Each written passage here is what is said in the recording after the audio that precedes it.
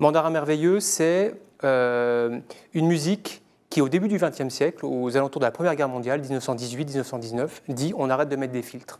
C'est-à-dire qu'on arrête de maquiller les choses, on peut parler du voile des émotions. Comment parfois que c'est bien de cacher ses émotions pour les suggérer plus habilement, plus élégamment, en musique ou dans la société. Mais là, Bartók comme Stravinsky, au début XXe, disent après la Première Guerre mondiale, il faut arrêter de faire semblant. Et donc ils utilisent des moyens musicaux qui sont des moyens musicaux sans filtre, qui évoquent la sauvagerie, on a le fauvisme aussi en peinture, etc. C'est-à-dire des choses qui sont brutales, violentes, qui sont le révélateur de la condition de l'homme au début du XXe siècle.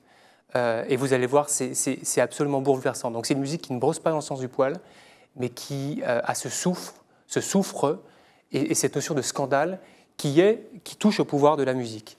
Vous allez entendre la fin de ce chef-d'œuvre qui est basé, en fait, au départ, un ballet, bon, pour être dansé, mais qui est basé sur une toute petite histoire. C'est tout simplement une prostituée qui est dans la rue, dans une ville qu'on imagine capitale, un peu comme dans Métropolis, effrayante.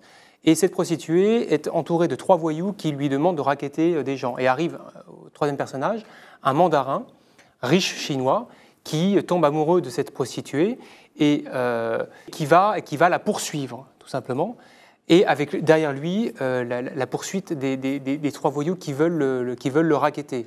Donc c'est toute une réflexion sur le désir sexuel, qui est extrêmement clair dans ce qu'on entend. Vous allez voir, je ne vous en dis pas plus.